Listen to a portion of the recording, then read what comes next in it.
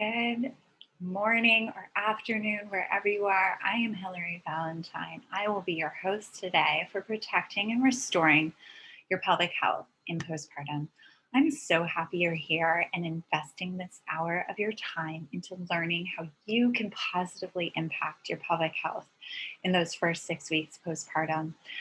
This is a time where there can be a lot that you do that's very simple that helps set you up for success in returning to your more usual activities at that 6 to 8 week mark.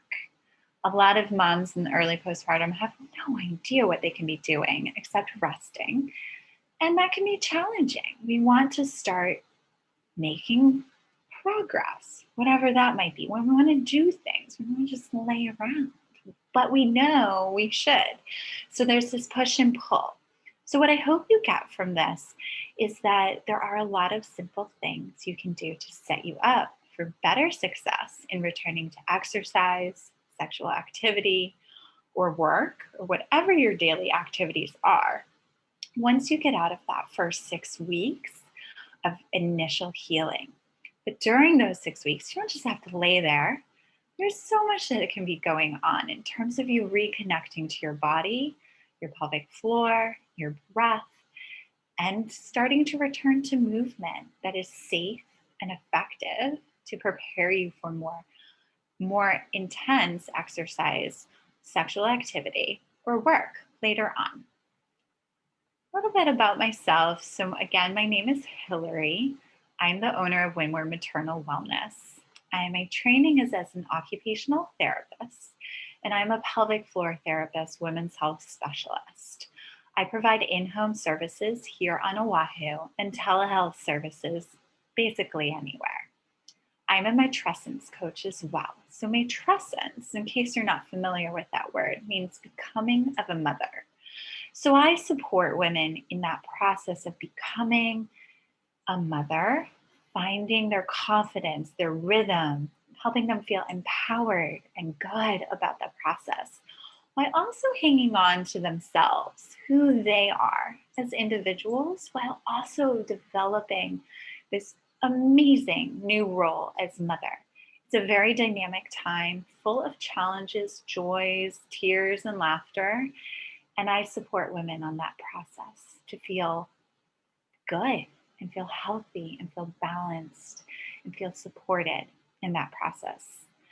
Additionally, I'm a certified birth and postpartum doula. I do attend a few births a year as a doula. I don't do too much postpartum work anymore, but here and there I'll help some moms out because I just want moms to have it a little easier as they go through this matrescence period. And matrescence, let me define that one more time. It's really from conception or even preconception when you're thinking about becoming a mother through the first year of your infant's life. And that's the period of time where I help moms. So I help moms even before they become pregnant, all the way through that first year, whatever suits them to help them feel more confident and empowered. You can find me, of course, on my website where you probably picked up this course. On Instagram, where I'm quite active and try to provide helpful, valuable content to women all over the place. And then on my Facebook group, where I take deeper dives into the topics covered on Instagram. I hope you check me out over there and follow along and give me your comments and feedback. I love it, and I use it to better curate the information that you want to hear. So let's dive into this topic of that first 6 weeks postpartum and your pelvic health. Before we get too specific into that first 6 weeks, I want to take a moment to define for you how I view optimal pelvic health and what are the elements of optimal pelvic health. So let's start in the center here, because this is kind of what you're doing today, is developing some knowledge about pelvic health. Who of you learned about pelvic health when you were in school? I certainly did. That whole concept, what is pelvic health? I don't know. Is my pelvis, is it healthy? I think it's healthy. It feels fine. We don't learn about much regarding pelvic health in school. We learn a lot about cardiovascular system and brain health and muscle health, but pelvic health, not really. So I think it's great that you're taking this hour to take a deeper dive into that and increase your knowledge. I think it's really important for moms in that matrescence period to become familiar with the functions of the pelvic floor and what you can do to maintain or attain better health. And now let's talk about comfort. So, this is an area of our body that we're not really supposed to talk about openly. We're not supposed to talk about elimination, pooping and peeing, and sex and all pain down there. No one talks about their vulvas openly, sometimes in very intimate conversations. But how good is the information being tossed around there? It might be great. Maybe it's in the context of a doctor, or it could be not so great. So I think it's important if you are having these conversations, that's great. You're comfortable about talking about your pelvic floor and your pelvic health.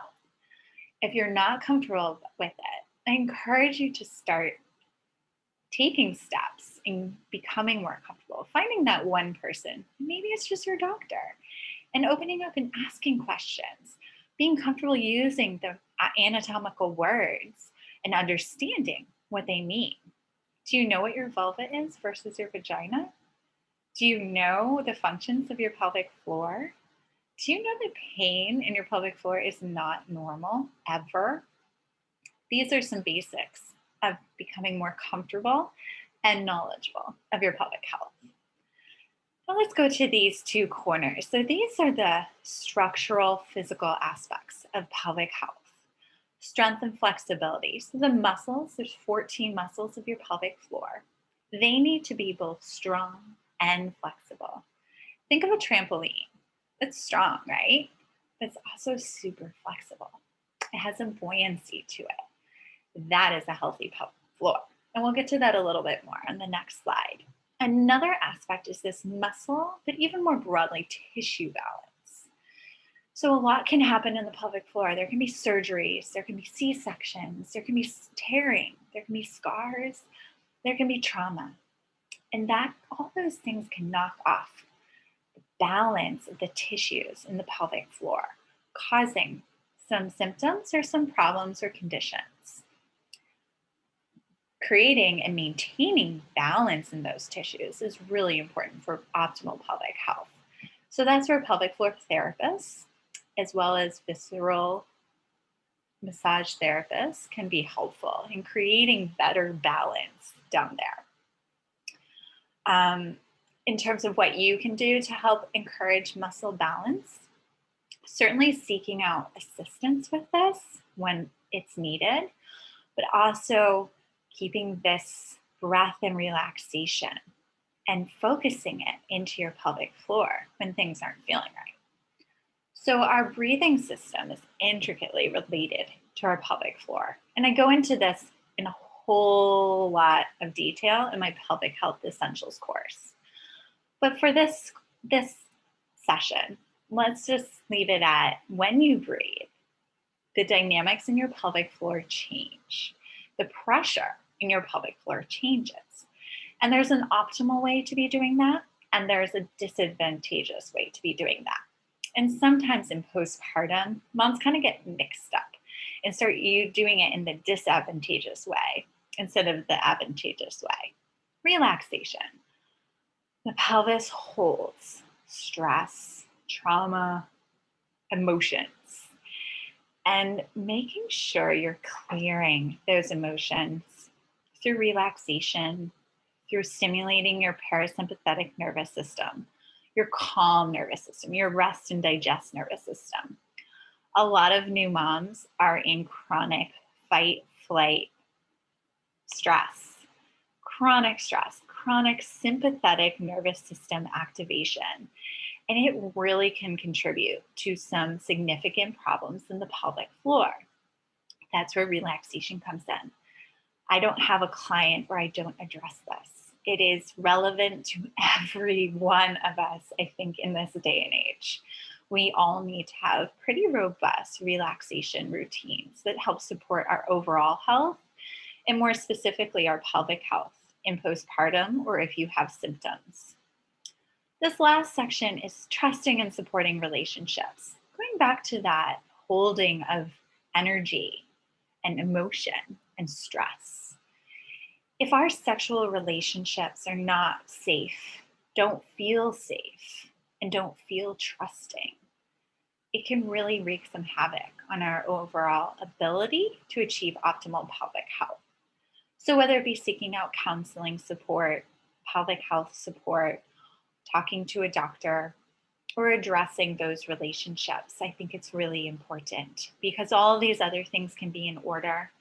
But if there's a lack in those very close relationships, it can continue to perpetuate problems in the pelvic floor. Now, what is pelvic floor health rather than just pelvic health? This is where it gets a little bit more specific because your pelvic floor is really the muscles, ligaments, connective tissue, fascia of the pelvic floor. It's what holds everything together. And there are three functions of the pelvic floor. The first is elimination, your ability to hold in and release urine, stool, and gas without leaks. Intimacy is the second function of the pelvic floor, and that's your ability to engage in pain-free sexual activity and have the ability to attain orgasm. Organ protection. This goes back to that trampoline I was talking about on the last slide. It's the ability to protect and provide support to the pelvic organs and all the structures above your hips. So that's like your spine, all your organs, your brain, your head, your neck, your arms, it's everything. There's a lot of pressure that comes down on the pelvic floor. Now, add a pregnant belly, there's even more pressure. That's why things can get a little out of whack with pregnancy. And we need to have buoyancy and strength and flexibility, and it all relates to protecting organs, protecting that baby.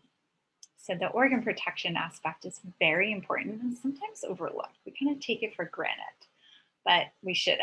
And pelvic floor therapists can help bring to light how this can be functioning better. So pelvic floor versus pelvic health. Like I said at the beginning, pelvic floor is the muscles, connective tissue, fascia, nerves that support optimal functioning required for pelvic health. So you can't have optimal pelvic health if these things aren't in order. But you also can't have optimal pelvic health if those other things aren't in order. You don't know anything about it. You're not comfortable talking about it. You're not breathing right. You don't have trusting, supportive relationships, especially those closest ones. So let's dive in more specifically to pelvic health problems in the early postpartum period. So in my head, and when I use early postpartum, it's that 0 to 6 weeks. Now, why 6 weeks? It's so arbitrary. Why do we do a 6-week checkup for women who are postpartum? I don't know where we came up with that 6 week. It could be 4 weeks, it could be 8 weeks. It doesn't really matter. But it's really that first couple months, 1.5 to even up to 3 months is really early postpartum. So the most common things that I see is leaking, urine, less commonly stool, but it certainly happens, and gas. Pelvic pain. Well, anyone who's birthed a baby vaginally or through C-section knows that there's pain involved. It can be external or internal, depends on the cause. Difficulty performing Kegels. This I relate to more of this loss of connection pregnant moms to postpartum moms get with their body. Pregnancy kind of messes with that whole body-mind connection because your body is so rapidly changing and changing in ways that if this is your first pregnancy, you've never experienced before. And your brain connection with what is happening kind of gets a little frazzled. And then all of a sudden you go from having this giant belly to hours later having nothing. And you lose some of that, what we call proprioception, knowing where you are in space and sensing what you should be able to sense. So I spend a lot of time with my postpartum moms helping rebuild that mind-body connection. What is my pelvic floor doing when I do this? What is my pelvic floor doing when I do this? Can I sense this contracting? Can I sense this pressure? And it's not looking, because we can't really see our pelvic floor very well, a little bit with a mirror, but that only goes so far. And then some other ones that are common is that feeling of pressure, heaviness, falling sensation in your pelvic floor. We'll go over what that might be. and constipation. Very common in early postpartum, and important that it's managed quickly. Okay, let's just talk about leaking. Everyone's nightmare, especially when it's that severe. I think this is actually a picture of a toddler, but it's very common and it should not be a concern within those first 2 weeks postpartum. Now, it's not normal. I'm not saying it's normal in those first 2 weeks to leak, but I don't like moms to worry about it because it almost always improves. And if it doesn't improve, that's where pelvic floor therapists can come in, or that's where you can start enacting some of these things. So first and foremost, you need to stay calm about it and not like you get up second day postpartum, you stand up and you just completely lose your bladder. I've gotten so many calls about that and I've said, don't worry, don't freak out. This is actually very common, if not normal, to happen. You just birthed a human. Your pelvic floor muscles are probably a little angry with what you put them through. And they have the right to feel that way. It's a lot to birth a baby. They will calm down and they will calm down quicker if you calm down. So that mind over matter that you use to get through labor kind of comes in handy here. You're like, okay, this just happened. I don't like that this just happened, but Hillary said that this is not something to freak out about. What I want you to do instead is to monitor it. Does it feel like it's kind of improving or resolving completely by 2 weeks? If you're seeing an upward trend, it may not be a perfect increase, but just an upward trend of it not happening as much or less leaking, less amount, quantity, it's good. Just keep monitoring that and it's likely to completely resolve on its own, along with doing some of the things that I mentioned later on. Stay hydrated. So sometimes moms start leaking and they're like, oh, well, if I don't have as much water in me, there won't be as much to leak out. It's actually a very wrong train of thought, although it's logical if you haven't heard this fact. The bladder is more spastic and sends you more urges to go to the bathroom when it's dehydrated. Basically, it gets cranky. It's like, I don't have enough in me. I feel uncomfortable. Let me release, let me release. And it gets very spastic. So if you stay well hydrated, it's going to do a lot better for you. Wear incontinence pads. So if it's early postpartum, you're still passing your lochia, and so you're probably wearing a pad already. But if this is continuing maybe beyond the flow of your lochia, I suggest wearing Tena pads because they're specifically for incontinence and they're for like water. Whereas blood and lochia is thicker and and menstrual pads are more intended to soak up that kind of liquid versus urine. So look into if you feel just really uncomfortable when you leak, you may do better wearing an incontinence pad temporarily. I have full faith that this will pass and you'll improve and not have any more leaking. Use the toilet every 2 to 4 hours. So sometimes postpartum moms are holding it really long. They don't want to move. They don't want to disturb baby. So they hold. And then 6 hours later, they get up and they lose their bladder. It's too much for the bladder to take. So using the toilet every 2 to 4 hours in this early stage, easing towards every 3 to 4 hours by about 4 to 6 weeks. Contract your pelvic floor before exertion. So you go to stand up out of bed, and that's when you tend to leak. Before you stand, I want you to try to do a Kegel, lift and hold. Stand up. Often that will help, and you might not leak at all, or you could reduce the amount that you leak. It's also going to help strengthen your pelvic floor and get that mind-body connection going again. And then maintain a log of symptoms. If I get a call about incontinence, I almost always am asking that woman to keep a 3-day urine log, bladder log, of how much they're going, how long they're going, what urge was present that told them to go, how many leaks they had, what was the amount of the leak. And I have this readily available on my website for download. pelvic pain. Well, you did just birth a child, so it's common to have pelvic pain in postpartum, especially in those first couple weeks, whether it be from C-section, which is different, but it's still in a category of pelvic pain, or vaginal. Now, if you had a tear, that could be a cause of that pelvic pain. But even if you had a beautiful, perfect, nothing happened, no trauma, no injury whatsoever, you're still going to be swollen and have inflammation. Your pelvic floor is going to hurt for a few days, for a few weeks. So every mom postpartum, especially with a vaginal delivery, should be using ice or heat.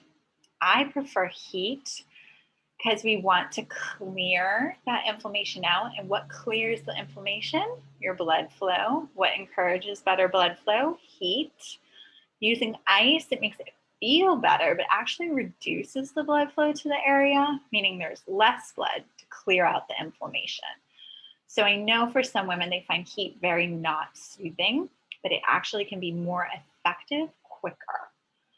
Perineal tea in a peri bottle. So using those sitz bath teas, you brew the tea on your stove, filter out all the bits and pieces, and then pour the tea in the peri bottle or use it in a sitz bath. They often have very good anti-inflammatory properties to them and can be a helpful along with the heat. Staying off your feet. So if you sprained your ankle and it was big, black and blue and swollen, what would you do? You would elevate it. So I'm not suggesting that you lay in bed with your hips above your head, but laying down. Early on postpartum, you should be laying down most of the day. So trying to stay off your feet is going to help that pain improve faster. Now, if you had a perineal tear, you're likely being sent home with some instructions on what to do.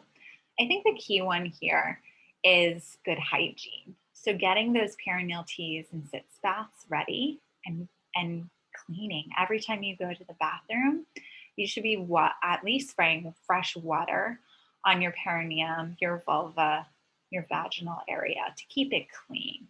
Ice or heat, and if needed, pain relievers per your doctor's guidelines. It's okay to be using these temporarily and can really make a big difference in terms of your comfort level. And when you feel more comfortable, you're less stressed. And when you're less stressed, you heal better. So it kind of is a trickle down. Now, if you're just not comfortable in using the pain relievers, that's fine. Ice, heat, good hygiene, staying off your feet for many women is all that needs to be done. And again, logging your symptoms. The pain should be progressively getting better over the course of a week, 2 weeks, 3 weeks. You should not be logging that the pain is at the same level as it was the day after birth. You should be seeing an improvement in those numbers. If you're not, that's a reason to reach out to a pelvic floor therapist and or your doctor for more information or to get services. Early Kegels and core engagement. This is something, core activation. This is something I instruct all my moms to do right after they deliver.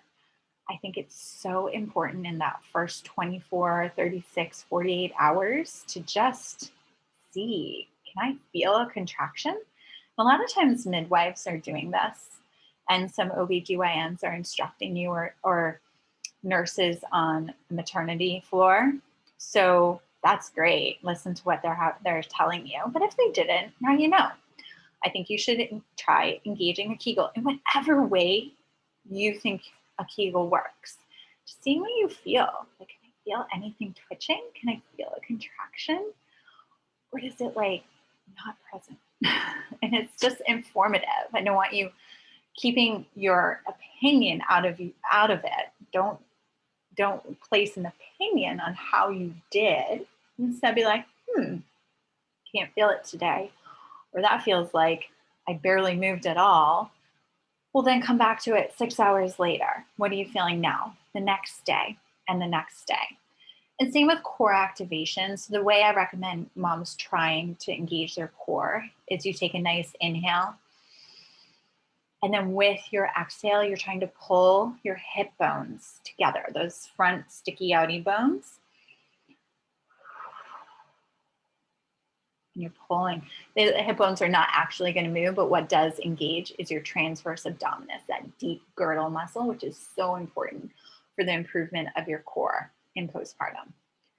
Kegels are always with your breath. You're not just randomly doing a Kegel. You want to link it with your breath. So you exhale, you lift, contract, and inhale, you relax and soften.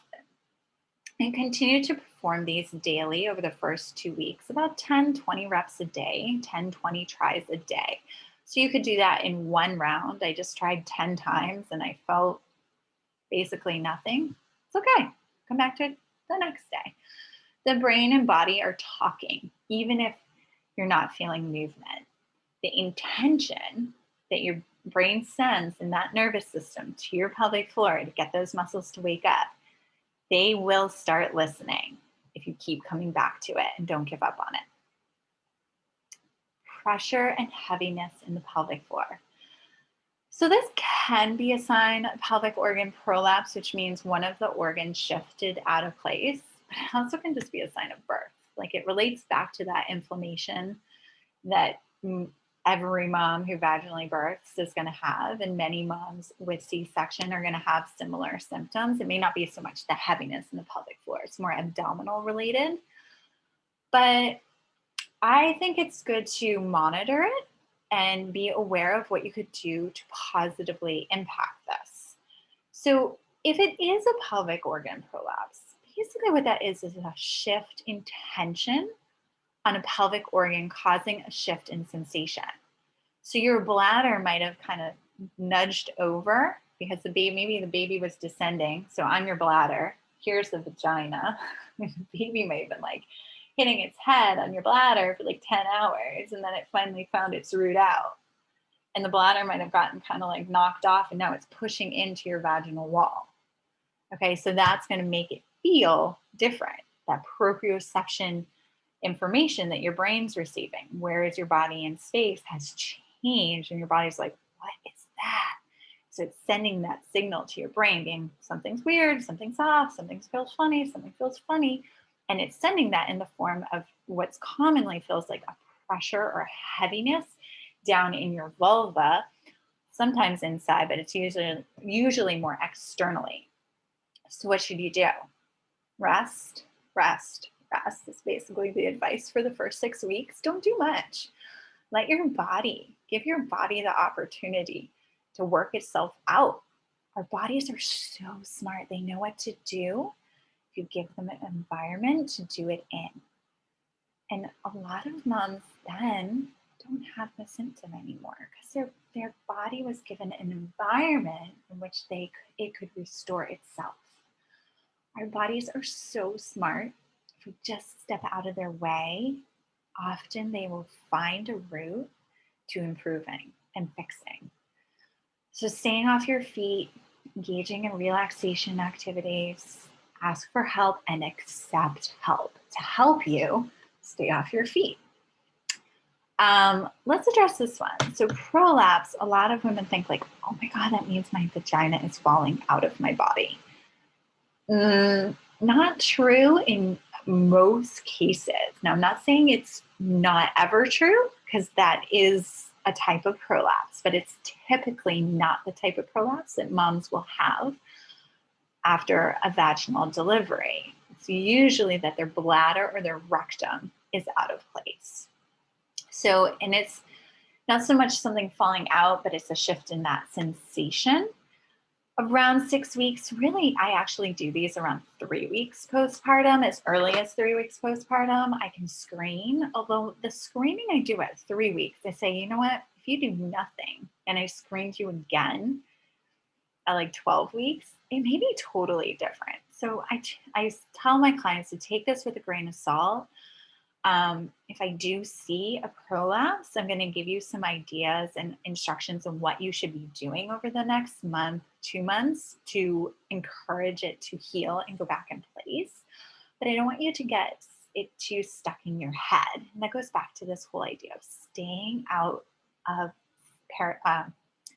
sympathetic nervous system activation, fight, flight. Fight, flight does not help you heal and restore. And if you do have a prolapse right now, what your body needs is to heal and restore. So, parasympathetic nervous system activation is key, and that comes through breathing, supportive relationships, relaxation, okay? Eating nourishing food, resting. That's how your body restores. Will Kegels make it better? Possibly. This is complex, and I address this more in my Pelvic Health Essentials course. It may help, and it's worth trying, but if symptoms increase, you should stop. Okay, so if you feel like the heaviness is getting worse after you start some version of a Kegel routine, I would suggest to stop and reach out to a pelvic floor therapist to take a closer look at what's going on and give you more personalized recommendations on what to do and not to do. So it does help. Initially, time and good emotional mental health are key, what I was just talking about. But with therapy, or even sometimes a pelvic floor screening that I do, I can give pretty personalized information that gives moms some information on posture, how they should be holding themselves, some strengthening ideas, breath work. And then through my evaluations and treatments, I can give much more robust and detailed information and can engage more in this manual muscle work that can be helpful. Constipation. Ugh. So this is my opinion on it. So constipation that is not resolved within 1 week postpartum is a concern. What constipation does is it adds pressure to the pelvic floor and can contribute to pelvic floor problems. So your pelvic floor already went through a lot by giving birth.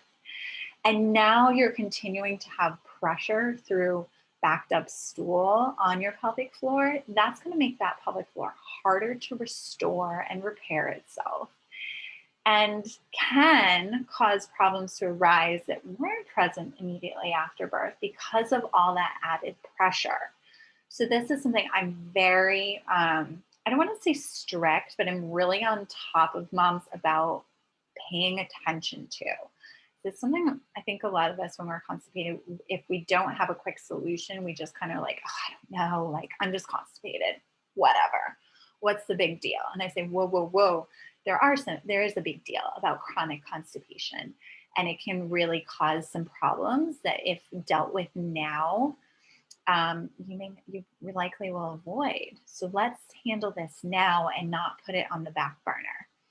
So the main things is hydration and fiber intake. So what you're putting in can help what needs to come out better. So good hydration, half your weight in ounces every day, if not more if you're breastfeeding. Fiber through your diet. So I'm fine with supplements. I think they absolutely are necessary. And most of my moms who have not resolved their constipation within 1 week need a supplement for a certain period of time. But I don't want to emphasize supplements above diet, because long term, your constipation should be able to be managed through your diet.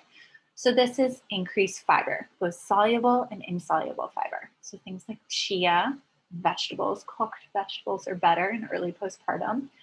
Fruit with skin, whole grains, oats, quinoa. Those are some of the best ones. And then we go to supplements. So I'm a big fan of liquid chlorophyll and also psyllium husk powder. I'm not as big a fan of the tablets because they just seem not to work as well. I think women tend to not drink enough water with them to be as effective. And when you use the powder, you have to drink that whole thing of water with it, and it helps it work. Other ones are like, a lot of people like Calm, which is a magnesium supplement, also can help with relaxation and just feeling more calm in general. And then other things, belly massage. So in my course, I do teach, in Pelvic Health Essentials, I do teach the belly massage, but you can also YouTube it. There's a million and one ways to do belly massage. And I don't think I've just been taught one way, but there's a lot of ways to do it. And I think just it's great to learn for babies as well. And you can do the same techniques on your infant, just on a micro scale compared to your stomach. But that belly massage is really helpful. Movement. So if you can get up and move around, doing some gentle stretching or a short walk can be helpful. Breath. Rather than straining or pushing that stool out, breathing it out just like you did your baby. Nice long extended exhales, slow breathing, taking your time. Now this poor woman who's doubled over in constipation pain, something I would be telling her is you need to get a squatty potty. And a squatty potty is a stool you put your feet up on and have your feet wide and your knees in closer together, and just helps open up the rectum and anus for easier passing of stool and can be really helpful.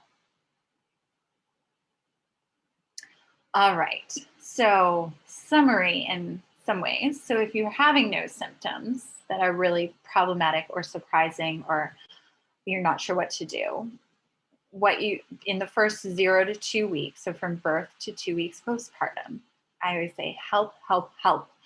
Ask for help and accept help. This is your time to rest and recover and bond with the baby. It's not time for you to be washing bottles or doing laundry or making beds. It's time for you to rest. If you have visitors, they should be coming over and helping you with some sort of chore around the house, whether it be taking out the trash, washing some dishes, or bringing over a meal. I say no visitors allowed unless they offer a helping hand. So staying off your feet. The more you're up, the more pressure on your pelvic floor, which inhibits recovery and restoring. So stay off your feet.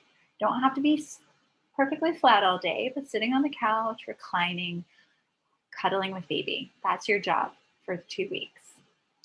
Daily Kegel and core activation. So 10 breaths of Kegels. I say breaths because I want you doing your Kegel with your breath. So exhale, lift, inhale, soften. Exhale, lift, inhale, soften. And then 10 breaths of TA activation. That's where you take your hip bones and with your exhale, you're trying to pull them in. They're not going to move again, but your muscle, your TA will activate. And support repair. So there's certain things you can be doing or asking help. Hey, someone just stopped in. They're like, how can I help? Can you brew some sitz tea? And you give them the loose tea and they boil the water, they let it steam and they let it cool a little, and then they filter it out and they pour it in your bottles or they pour it in your sitz bath for you. That's what I call help. And that's the role of a postpartum doula. Doula will do a lot of that work, but there's no reason friends and family can't help with those things.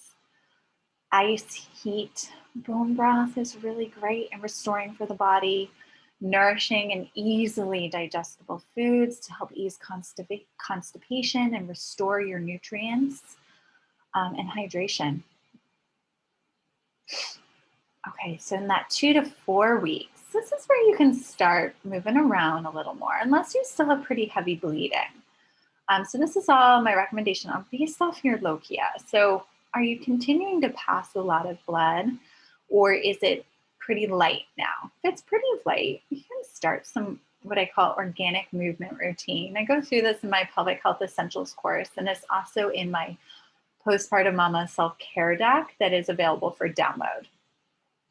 And it's just moving all the joints in your body in whatever way feels good. And it's something that I still use to this day. And when I get out of my movement routines, it's my first step into returning to them. And it just feels good to start moving.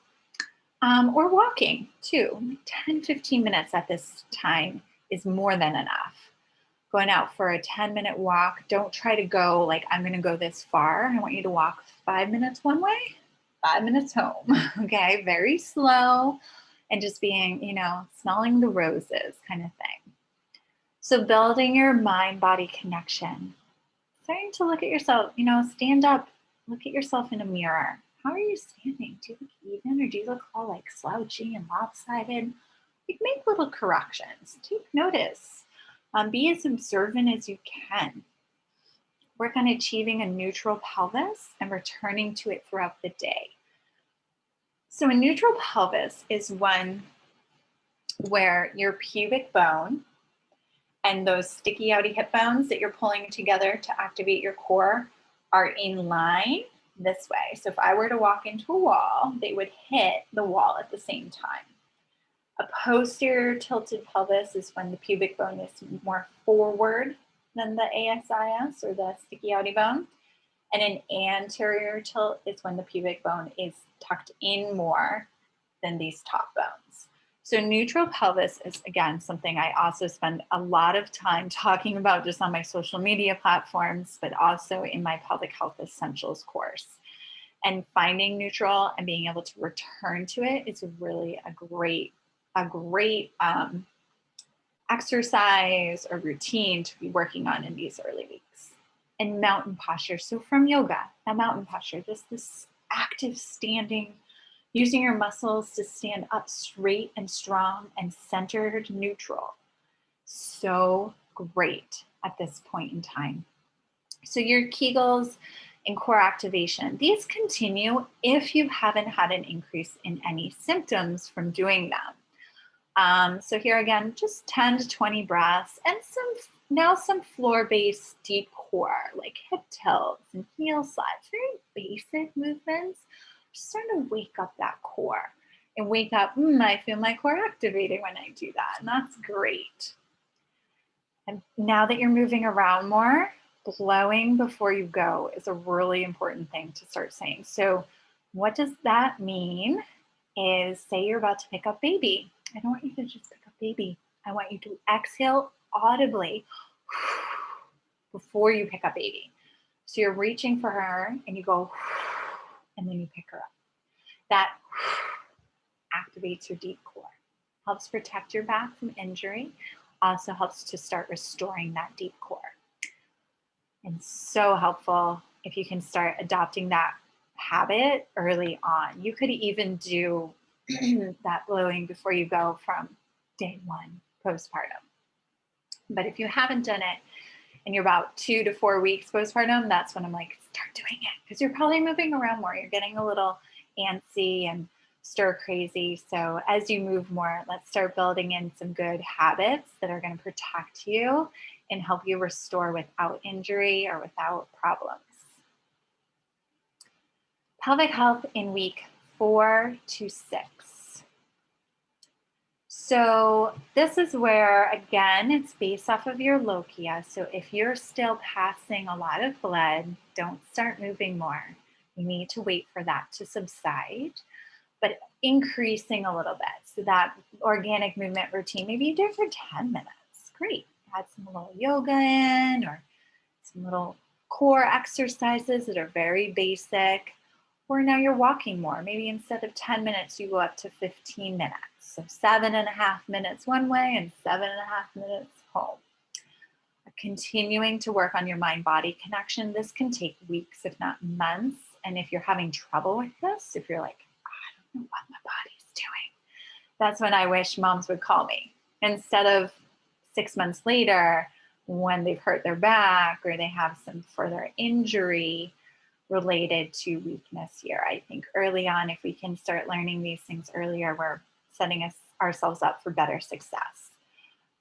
Daily Kegel and core activation. So kind of similar. I just added in, this is quadruped as if lifts. Again, these are all in my Postpartum Mama self-care deck, which is a PDF format. I'm working on getting print of these, actual deck of cards with all these exercises on them. And it's a PDF that you could print out or just have available on your phone, downloaded, and shows you the exercise picture with a good description on what to do. And a vulvar examination. I think it's really important, again, for that comfort with your pelvic health and your pelvic floor by 4 to 6 weeks to check out what's going on down there. What does your vulva look like? What's different to you? What's the same? Because chances are around 6 weeks, most women are at least attempting to engage in sexual activity if they're feeling good. Um, and we need to know about our own bodies to have more pleasure with intercourse and sexual activity. If we feel really confused and unsure, what is that? Is that normal? That's going to trickle down into the enjoyment we have in sexual activity. So, checking it out and then going to your 6 week appointment, being like, hey, doc, what is this? Is that normal? Is that the scar? Can you explain? And it's just going to help you understand your body better. Now, if you had something funny on your cheek, you wouldn't just ignore it. You would go to your dermatologist and be like, hey, what's up with this? That should be no different with your vulva, which relates to your sexual pleasure. So, the more comfortable you can be with your new body, whether it changed drastically or it's basically the same, we want to be comfortable and familiar with it. And that will lead to greater enjoyment of sexual activity. So, writing down those concerns and bringing them to your doctor, or if you're already engaging with a pelvic floor therapist, you could bring them to me. I certainly guide women through tours of their vulva all the time, using a mirror and pointing out, this is this, this is that. So, your labia minora, this is where your perineum is. And it's just helpful. So I hope you engage in that. And I usually will incorporate this in my 5-day pelvic health challenges. This is often one of those days to do those vulvar examinations. All right, recognizing when and why to seek out further support.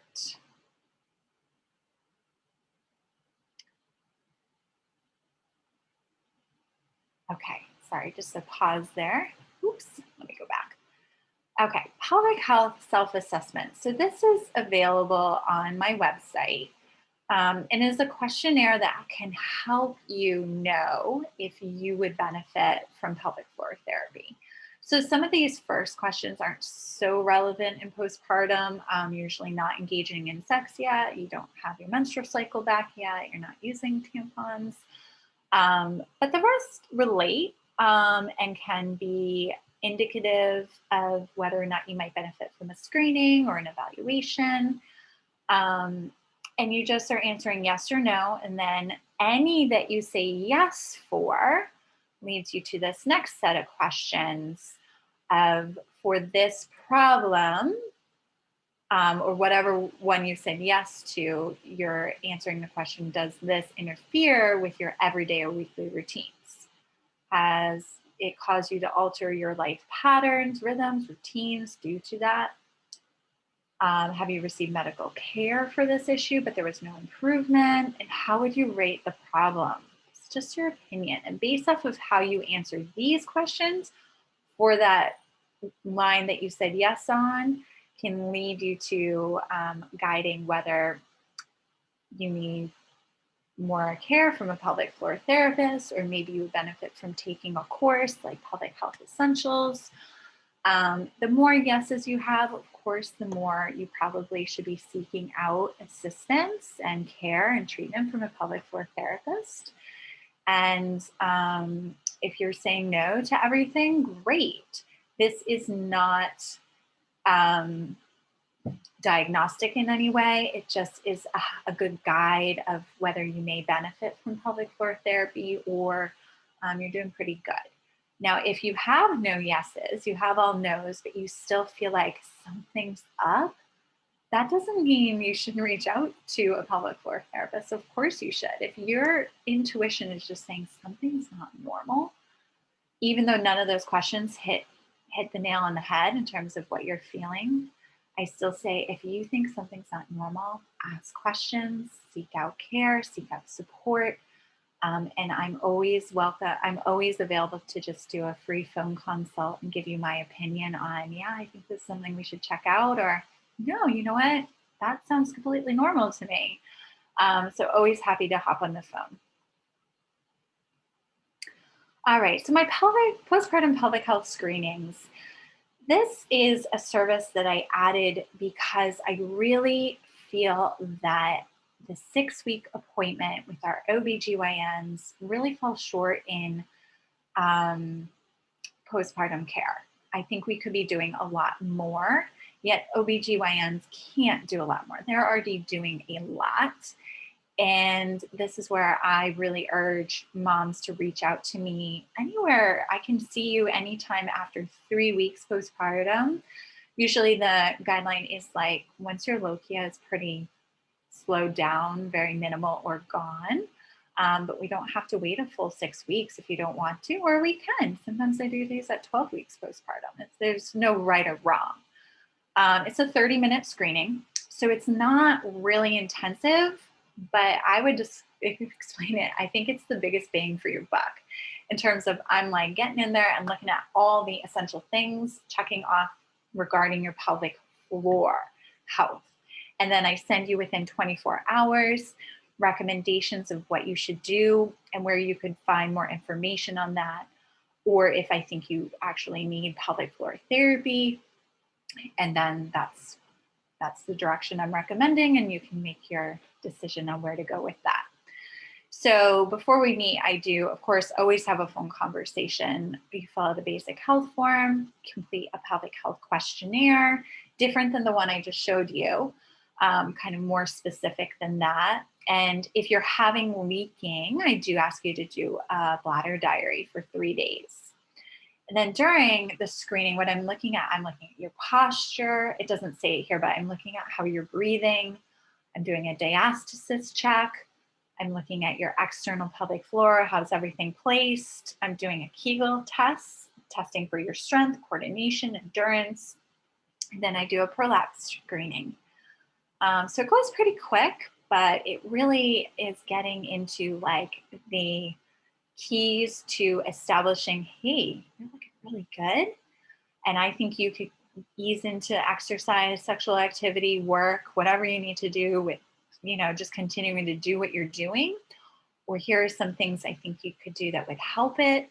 Or I'm seeing some problems that could exacerbate if you did go into exercise or sexual activity or return to work on your feet all day, whatever your circumstances are. Let's do some pelvic floor therapy and help you get to a place where you don't have to worry about this getting worse. So it always sounds different. Every mom is different, but it's quick. And those screenings I conduct pretty much anywhere on Oahu, and they are $75.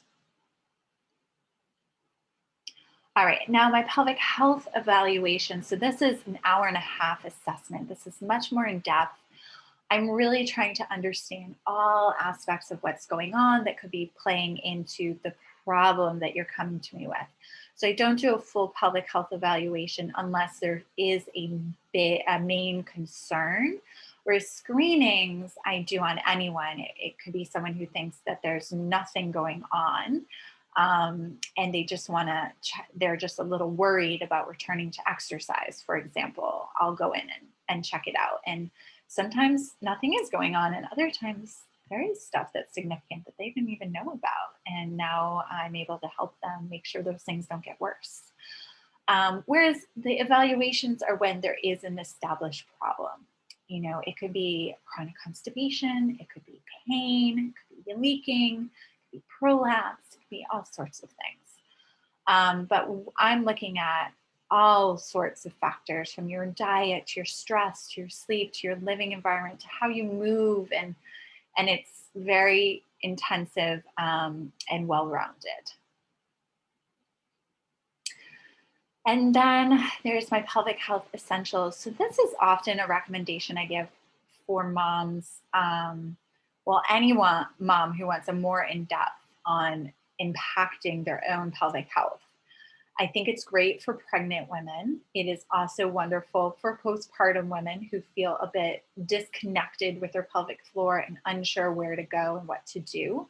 It is self-paced. You do not have to be able to attend live. I do think the coaching sessions are of great value. I do a one-on-one coaching session, and I do group coaching sessions, but it's all about understanding at a much greater depth your pelvic health, and not specifically in this first 6 weeks, but more broadly. So the topics we cover is just pelvic health 101. breath, posture, alignment. That's that intra-abdominal pressure system and how your breath and your pelvic floor link. Self-management of common conditions. So what are the things you can do if you start noticing problems? Um, and oftentimes those things, if you do them, the problem resolves on its own and you never need therapy. Mama ergonomics and functional movement, protecting your core and pelvic floor during exercise, returning to intimacy, and more. I'm looking at adding some more topics as well. So we do the group coaching calls. We have access to a private Facebook group for 3 months where I post additional resources and information up there. And a 30-minute private coaching call and a copy of my Postpartum Mama self-care deck. So enrollment is $249. However, if you join the waitlist, I always run an early bird special for when I open the doors for enrollment in this course. And the next enrollment will be, the enrollments arise every quarter. So I run this course 4 times a year. So usually at the beginning of each season, so like June, September, January, and around March or April. All right, so more ways to work with me. Just join my Windward Maternal Wellness Facebook group. I really try to offer some good, solid information on there, deeper dives into topics. It's a place where you can ask questions and get insight, and it's completely free. Participate in my seasonal 5-day pelvic health challenges, also free, and just giving you a week's worth of content to really dial you into how are you doing with your pelvic health and your pelvic floor and what's good. And they're always a little different. They're not the same 5 tips every time. They kind of shift and change. Joining my monthly workshops, I'm doing mostly virtual right now. But I do a workshop, like this is the one for July, but I will be holding a virtual workshop about every month on different pelvic health topics.